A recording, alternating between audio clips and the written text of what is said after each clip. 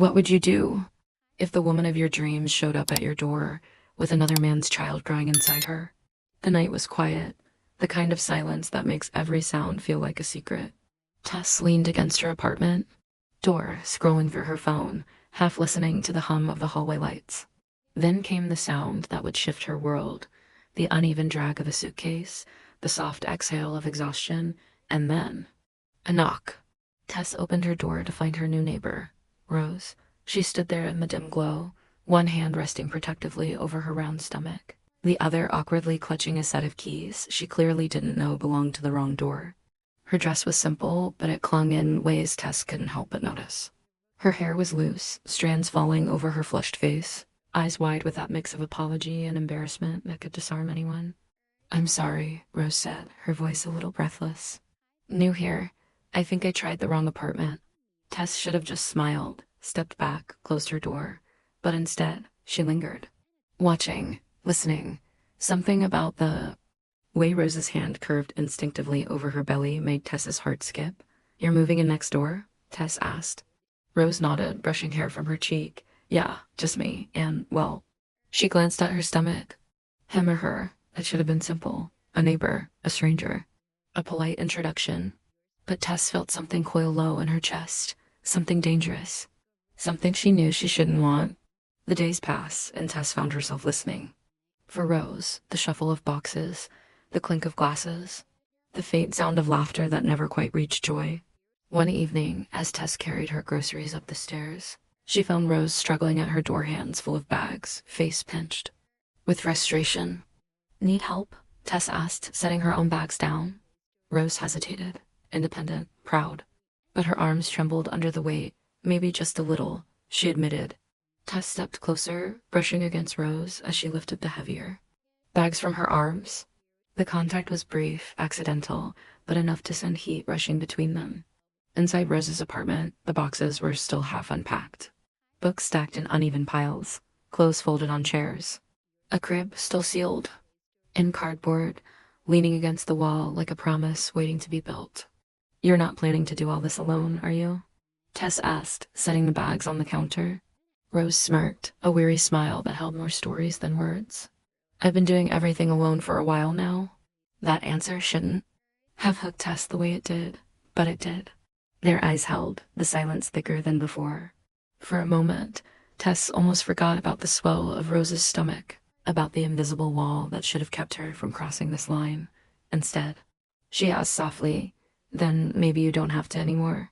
The afternoon light poured into Rose's place like warm honey, catching on floating specks of dust and the glittering newness of a life in progress. Stacks of boxes guarded the walls like quiet witnesses. The crib leaned unassembled against the couch, still wrapped in its cardboard promise. Tess set a paper bag of takeout on the counter and rolled up her sleeves like a declaration. "I came armed," she said, lifting out cartons and napkins. "Noodles for sanity, soup for the soul, spring rolls for negotiation." "For negotiation," Rose echoed, biting a grin into her lower lip. Even tired, she was unfairly beautiful soft hair twisted into an imperfect bun, a curve of heat rising in her cheeks, a presence that tugged at Tess like tide. "What are we negotiating?" "Terms of assembly," Tess replied, hands on hips. "I built the crib. You don't try to help." Rose shook her head, amused. "You think I can't handle an Allen key?" "I think you shouldn't have to," Tess said, gentler now. "Sit, boss me around. I'll complain for dramatic effect." "Dramatic effect. Rose lowered herself onto the couch like a small victory, one hand absently smoothing over the summit of her belly. "You're dangerous when you're useful." "Dangerous when I'm useless too," Tess muttered, then immediately wanted the words back. But Rose only smiled, and the room exhaled. They ate with their knees touching the coffee table, chopsticks tapping politely against cardboard. Conversation finding an easy rhythm between them. Tess asked about the neighborhood. Rose asked about Tess's oddest freelance gig, cataloging vintage lamps for a woman who called every single one of them Bernard. They traded tiny nothings that felt suspiciously like everything, the kind of talk that works like warm hands on a locked door. When the containers emptied, Tess knelt on the rug and opened the crib box. Screws glittered in tidy plastic bags. Wood slats leaned like ribs waiting to find a spine. "So," Rose said, watching her, How did you become the kind of person who just shows up? Tess shrugged, tugging open bag B. Someone once showed up for me, decided I'd try living like that. Who? Rose asked, voice soft. My grandmother. Tess smiled. She kept mending what I tore. Laundry. Plans, me. Good. Policy. Mending. Rose's gaze drifted. I'm still learning it. You're doing it, Tess said without looking up. You moved. You unpacked half of a universe. You bought a crib. That's mending. Feels like madness. Rose whispered. Same thing sometimes. By the third Allen key turn, Tess had already bumped her shoulder into Rose's knee twice by accident, and Rose had said, careful, in a tone that landed somewhere between protective and possessive. Tess tightened the bracket, sat back, and blew a strand of hair from her eyes. You ever going to tell me why you're doing this alone? Rose's fingers stilled over her belly. She looked at the window, at the way the light pressed itself up against the glass like it wanted. In. Because I thought I knew love, she said. Because I mistook attention for devotion. Because I was scared to be alone. Until being with him made me lonelier. Derek, Tess guessed. Even the name felt like a shadow at the door. Rose nodded. He wanted the idea of me. The idea of us, not the maintenance. Not the mornings. The unglamorous part. She laughed without humor. He liked planning trips, not paying rent. And the baby? Tess asked carefully. He liked the way it sounded when he said, my son at bars, Rose said. But when I started buying prenatal vitamins instead of concert tickets, he flinched like I'd picked the wrong team. She swallowed. So I picked myself. Tess's heart bent toward her like a compass. I'm sorry. Don't be, Rose said. I would have kept writing myself small if you hadn't left.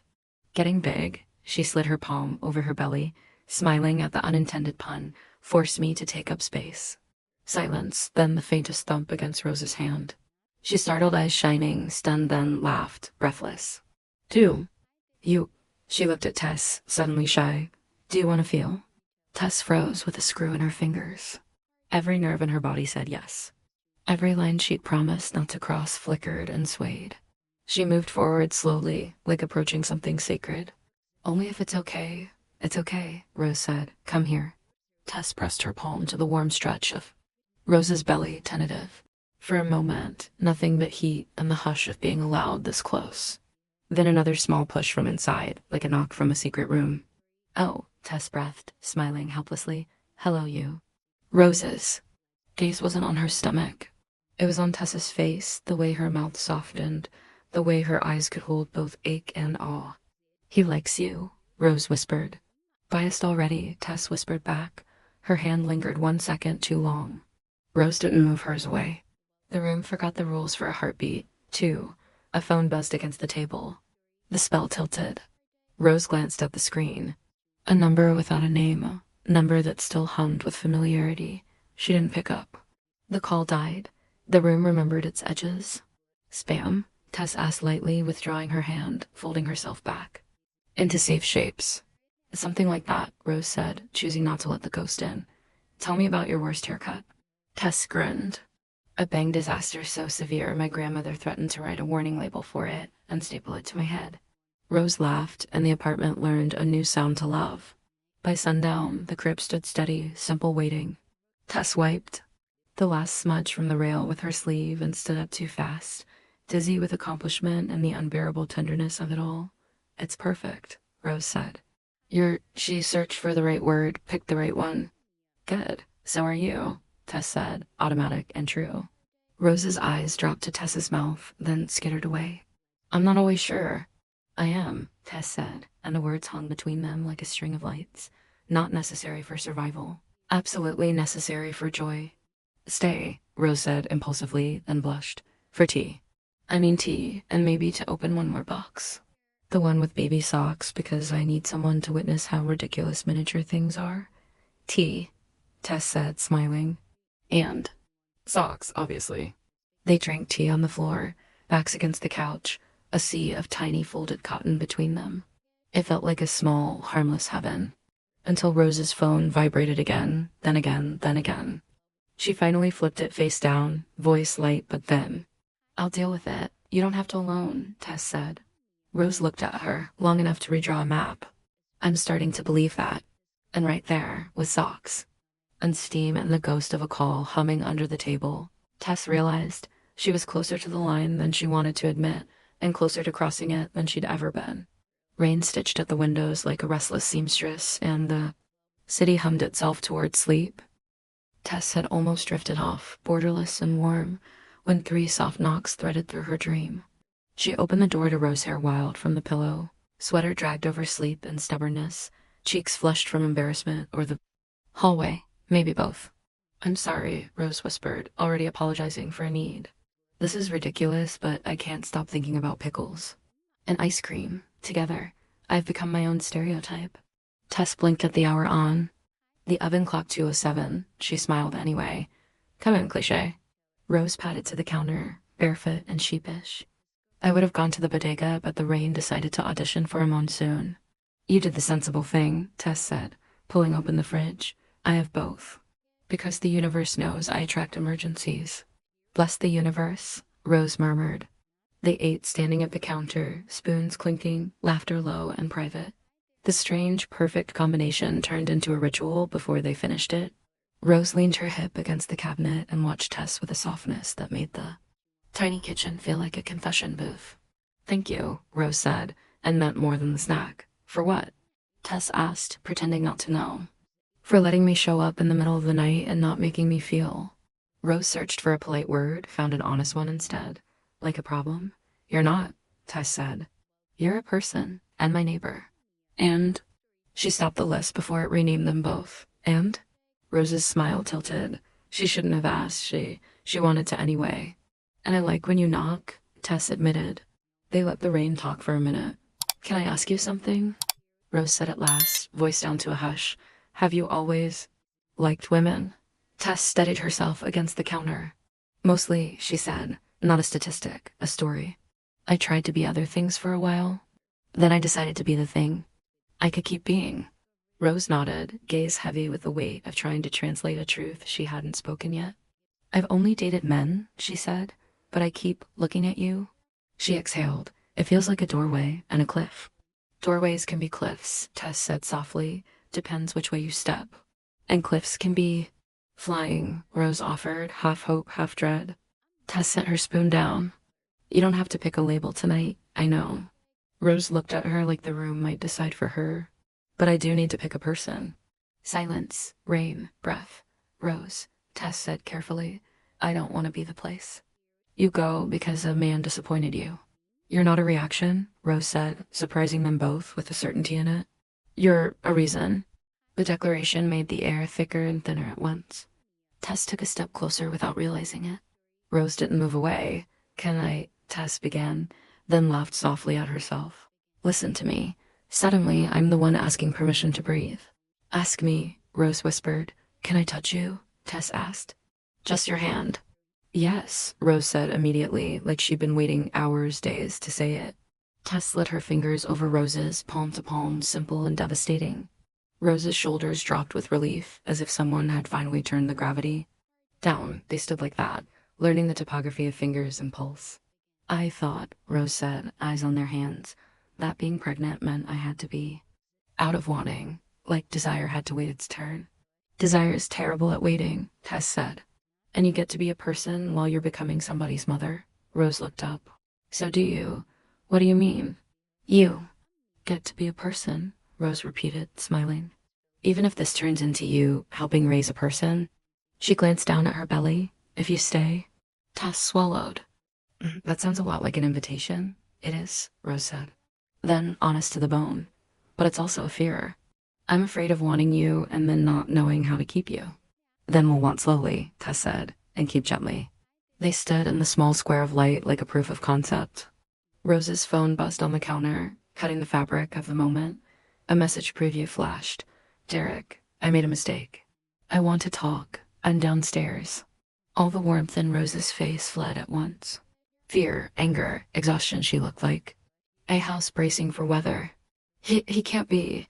She moved to the window, peeled the blind back. Headlights idled at the curb, impatient. Tessa's jaw tightened. "Do you want me here or gone?" Rose took a breath. "Picked a side. Here." She looked at Tess with apology and appeal braided together. "Please." Tess nodded once. Then, I'm here. 3 knocks landed on Rose's door like a challenge. She opened it halfway. Derek stood in the hall, good haircut, wrong eyes, holding a bouquet like it could excuse math. You didn't answer, he said, tone set to charm he hadn't earned, so I came. It's 2:30 in the morning, Rose replied, keeping her voice flat as a stage. This is not a time to come. I've been thinking, he said, glancing over her shoulder and noticing Tess. His smile thinned. You've got company. I do, Rose said. We were eating pickles, which is still more mature than driving across the city at 2 a.m. to say whatever speech you're rehearsing. I miss you, he tried. I want to. You miss the feeling of being wanted, Rose corrected. That's different, he bristled. Is this about her? He cut his chin toward Tess like a blade. Because you can't seriously. Think, I can think, Rose said, heat finally arriving to color her voice. And I can feel, both at once, actually. She took the flowers from his hand, placed them gently back against his chest, as if returning a borrowed item. Go home, Derek. He hesitated, like pride might still rescue him from dignity. Then he backed away. You're making a mistake, he whispered, and the words sounded like someone hoping the universe would agree with him just once. Maybe, Rose said, but it'll be mine. She closed the door on the hallway and all it represented. Her back rested against the wood for a second, eyes shut. When she opened them again, Tess was there, not touching, not crowding, simply available. I'm shaking, Rose admitted. I can tell. Tess lifted her hands a fraction, offering without assuming. Do you want? Yes, Rose said, stepping forward into Tess's arms like stepping under a roof in weather. She pressed her cheek to Tess's shoulder and breathed like she'd been underwater for weeks. Yes. Tess held her carefully enclosing, not enclosing. You were brilliant. I was terrified, Rose said into the cotton at Tess's. Collarbone. You can be both, Tess murmured. I usually am. Rose pulled back enough to look at her. What do we do now? We make a plan, Tess said. We set boundaries. We practice now. We buy a door chain if it makes you feel better. We call your super and tell him your ex doesn't get buzzed up. We tell the truth to ourselves, to each other, out loud. Rose let out a broken laugh. That reassembled into gratitude. You make being brave sound possible. It is, Tess said. In small parts. Rose nodded, absorbing that like medicine. She glanced at the clock and winced. You should sleep. I've already taken too much of your night. I have more, Tess said softly. Men, because the line had to be walked, because tenderness requires discipline. But you're right. Sleep. Rose lifted a hand, hovering like she might touch Tess's face, and then thought better of it. That almost made Tess dizzy. Will you tomorrow come with me to the appointment? It's just a routine check, but her voice lowered to a confession. It won't feel routine without you. Yes, Tess said immediately. Of course. Rose's smile was tired and enormous. Good night, Tess. Good night, Rose. Rose slipped back into the hall and across to her door, pausing once to look over her shoulder as if she wanted to say something like stay and knew she shouldn't. She disappeared. The door clicked shut. The rain softened its grip. Tess leaned against her own door and let out the breath she'd been saving. Her hands still smelled like pickles and laundry soap. Her chest still held the shape of Rose's weight. She closed her eyes and for the first time didn't try to convince herself to stop wanting what she wanted. She made herself a promise instead. Want slowly, keep gently, protect fiercely. And in the apartment next door, 2 heartbeats settled one. Familiar, one small, and new against the hush of a night that had decided to be kind. What happens when the one thing you desire most is wrapped in layers of complication? Yet you can't stay away. Rose became part of my routine faster than I could have imagined. Her soft knocks at my door, usually with some excuse. Can I borrow some sugar? Or do you know where the nearest laundromat is? Always turned into hours of conversation. At first, it was innocent. We talked about favorite foods, her cravings that swung wildly from pickles to chocolate, and my habit of ordering takeout. Far too often, but then something subtle began shifting. The way her eyes lingered on mine when I made her laugh. The way I found myself watching the curve of her lips when she paused mid-sentence. I told myself, she's just lonely. Don't read too much into it. That my body betrayed me every time. My heartbeat sped up when she sat too close, when her arm brushed mine, when her hand reached across the table and accidentally grazed my fingers. One evening, she asked if I'd help build a baby crib. I couldn't stop smirking at the image of myself fumbling with tools, but I agreed. We worked side by side, our knees brushing as we sat on the floor. She laughed when I dropped a screw, her voice warm and teasing. "You think you've never held a screwdriver before?" Her laughter was contagious, but it was her closeness that drove me wild. When she leaned over to guide my hand, her breath feathered against my cheek. For a moment, the air thickened, heavy with something unspoken. I wanted to kiss her, then thought, did I want to? But I froze. She was vulnerable, pregnant, and I didn't want to scare her away. Still, when her hand lingered just a second too long on mine, I knew she felt it too. That night, when she left, I lay awake staring at the ceiling. Every nerve in my body buzzed with longing. I could still smell her perfume, still feel the ghost of her touch. But what unsettled me most wasn't just desire. It was the realization that I was falling for her, not despite her pregnancy, but because of the strength, the softness, and the fire she carried with it. Have you ever been so close to someone that one more breath, one more heartbeat, would have made you cross the line? The days blurred into nights, and Rose was everywhere in my life. She'd sit at my kitchen table, nibbling on crackers, her hand resting absent-mindedly over the swell of her stomach. I'd find myself stealing glances, not at the baby bump, but at the curve of her neck, the way her hair slipped loose around her face. One rainy evening, the power went out in our building. A storm rattled the windows, plunging the hallway into darkness. She appeared at my door, wrapped in a blanket, her eyes wide. "Mind if I waited out here?" she asked softly. I swallowed hard and nodded. Of course. We lit candles, the flickering glow casting golden shadows across her skin. She looked ethereal, almost untouchable. And yet she was sitting right there on my couch, close enough that I could hear every nervous breath. Conversation came in. Whispers, as though the storm outside demanded quiet. She told me about her ex, about Derek, how he had abandoned her when she needed him most. How he had promised forever, but left her holding pieces of a life that had fallen apart. Her voice broke, and without thinking, I reached for her hand. "You're not alone anymore, Rose." She looked at me, then really looked. A silence. Stretched, thick and electric. Her eyes flickered down to my lips, and I knew. We leaned in. Her breath mingled with mine, warm, sweet, trembling. My hand brushed her cheek, and she didn't pull away. The space between us shrank until there was nothing left but the inevitability of it. And then she froze. "Tess," she whispered, pulling back just slightly, her chest rising and falling quickly. I can't. Not yet." The rejection stung, but it wasn't cruel.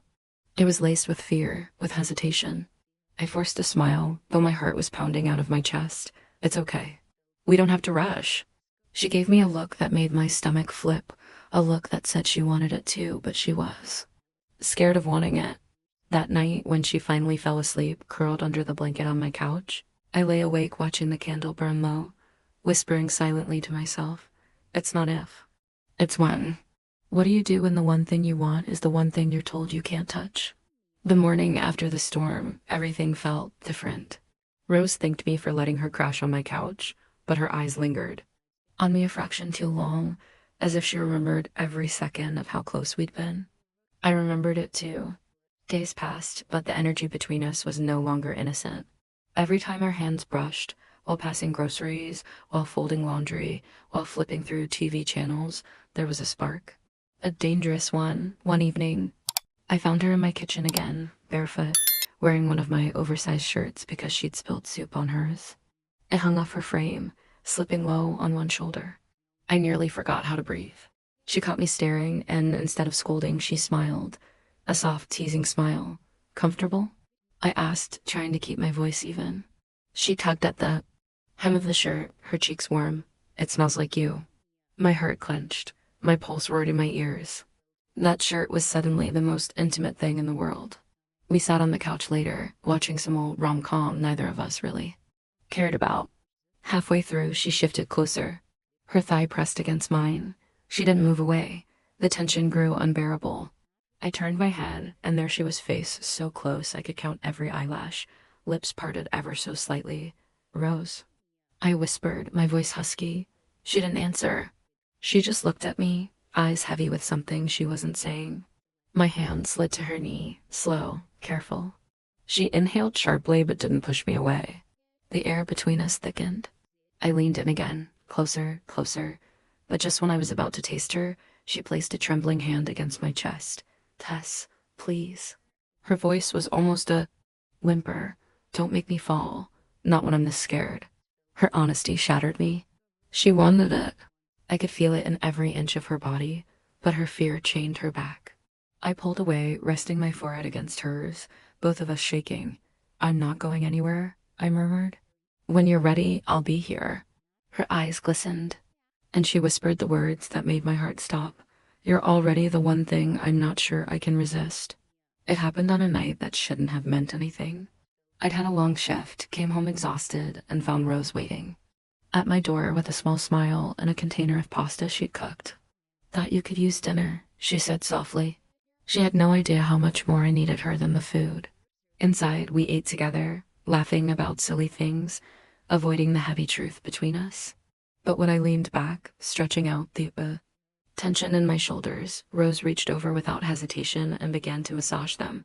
Her touch was hesitant at first, then firmer, warmer, lingering. I closed my eyes, nearly groaning at the sensation. "God, Rose," her fingers stilled at my reaction. But then she moved closer, so close that I could feel her breath at my neck. The room grew unbearably hot. I turned my head, and there she was again, lips parted, eyes soft but dark with something she tried to hide. This time, I didn't ask. I didn't hesitate. I leaned in and kissed her. The moment her lips met mine, the world split open. She gasped against me, then melted, her hand sliding up to the back of my neck, pulling me deeper. It wasn't gentle. It was hungry, desperate, as if we'd both been starving for this from the very first moment. Her hands trembled, gripping my shirt as though she feared I might vanish. I pressed closer, one hand cradling her jaw, the other slipping around her waist. Careful, always careful, but unable to stop myself. When we broke for air, she was breathless, her forehead pressed to mine. "Tess," she whispered, voice shaking. I told myself I couldn't, that it was wrong. That with everything. Her hand brushed her belly, and she faltered. I cupped her face, forcing her to meet my eyes. "You're not wrong. You're the most right thing I've ever wanted." Her eyes filled, torn between fear and longing. And then she pulled me back to her, kissing me again, fiercer this time. Every wall she had built came crashing down. And as I held her, kissed her, devoured her, I knew there was no turning back. What happens when you finally taste what you've been craving, only to realize the world is waiting to take it away from you? The kiss changed everything. After that night, there was no more pretending. No more brushing hands and acting like it meant nothing. No more stolen glances across the hallway. We wanted each other openly, recklessly. But wanting someone who was about to bring a child into the world wasn't simple. The very next evening, Rose came over again. She looked nervous, cheeks flushed, her hand resting protectively against her belly, as though she wasn't sure she should even be there. But when I pulled her in, closing the door behind us, she didn't resist. Our mouths found each other like magnets. Her hands wandered hesitant at first, then bold, sliding up my arms, clutching at me like she couldn't hold on tight enough. Her lips parted under mine, soft gasps escaping as my kisses deepened. "God, Tess," she whispered, shivering against me. I had to be careful. Every touch was measured, every press of my body against hers balanced with restraint. But it only made everything hotter knowing I had to hold back when all I wanted was to lose control. She leaned into me, breathless, trembling. "I haven't felt this way in so long." Her confession made my chest ache. She'd been abandoned, left to carry so much alone, and still she stood here, brave enough to want again, brave enough to want me. I kissed her forehead, her cheek, her jaw, letting her feel adored, cherished, needed. And for the first time, I saw her smile between kisses, radiant and unguarded. But just as quickly as it bloomed, the outside world came crashing in. Because the very next morning, as I left for work, he was there, Derek, leaning casually against Rose's doorframe, arms crossed, smirk sharp enough to slice through glass. He looked me over with cold amusement before turning his attention back to Rose. "We need to talk," he said, voice low and commanding. Rose stiffened, clutching the doorframe. "Derek, I told you, not now." His gaze flicked toward me, filled with warning. "Unless you want her," he sneered, jerking his head toward me, "to know everything." My blood boiled, fists curling at my sides. But Rose shook her head quickly, silently begging me not to. For her sake, I swallowed the fury burning inside me, but as I walked away, one truth pounded in my chest with every step. This wasn't over, not by a long shot. What happens when the past refuses to let go? Even when your heart already belongs to someone else? The evening air felt heavy as Tess returned from work, rain still clinging to the hallways. At Rose's door, she froze. Derek leaned against the frame like he owned it. "Come on, Rose," his voice oiled with charm. "I was there before her. I can be there again for you, for the baby." Rose's arms crossed, shoulders trembling. "She doesn't need you," Tess said, stepping closer. Derek smirked. "And who are you? The rebound? You think she'd choose you when she remembers? Who really gave her this life?" The words cut, but Tess didn't flinch. She took Rose's hand. Rose didn't pull away. "Derek," Rose said, "steady now. I carry what you gave me every day. But I also carry the pain, the fear. Tess is the one who stayed, who made me feel worth more than the mess you left." For a moment, Derek faltered, then chuckled darkly. "This isn't over." He left. The silence after was loud. Rose's hand still in Tess's, her body trembled with release. Tess guided her inside. "He can't hurt you anymore," she whispered. "I'm scared," Rose admitted, "but I don't want to lose you." "Then hold on to me," Tess said. The distance between them melted. Derek didn't return for a week. Absence was its own noise, so they filled it with life curtain rods, onesies, playlists, rules spoken aloud, no unannounced drops. "If he comes back, we call."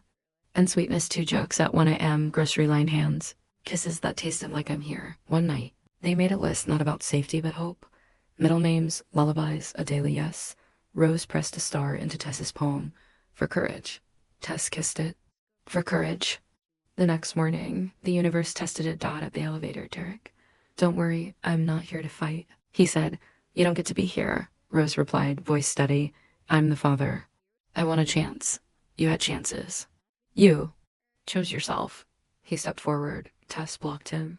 "Back up. She needs me," he said. "She needs support." Tess answered. Rose laced her fingers with Tess's. "I have support. And boundaries. Start by not showing up uninvited." "Or what?" "Or we call my lawyer," he faltered, nodded once. "Text me after the appointment. You'll know what we decide," Rose said. They walked past him. Outside, Rose pulsed. Tess's hand 3 times, their code. "I'm okay." Tess whispered, "Courage." Rose echoed it. Hospitals were their own planet, bright, sterile, time measured and monitors. The sonographer found the heartbeat, a sound like horses running on a hidden beach. Rose laughed, cried, squeezed Tess's fingers. "Hi," she whispered. The doctor answered questions, then said, "Whoever shows up at 3 a.m. is your team." Rose looked at Tess like she'd always known. On the way out, Derek texted, "Well, update?" Rose typed, "We'll update when we're ready. There's the boundary." Tess said. In the parking garage. Rose stopped, hand on her belly. "Oh, practice?" Tess asked. "Maybe not practice." The world sped up. Labor told its own story.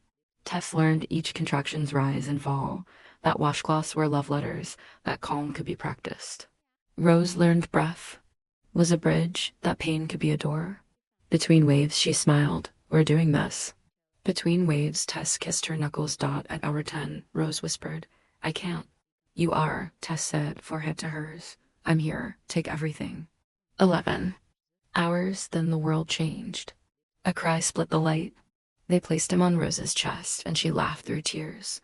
Tess cut the cord with hands that had built the crib. "Welcome," she whispered. Skin to skin, they formed a tent of 3. The nurse asked about visitors. "Keep the list short," she said. "It's your kingdom." "No visitors today," Rose said, looking at Tess. "We'll tell people when we're ready." I texted Claire and my grandmother's old group thread. I did not text Derek. He wrote anyway. "I'm in the lobby."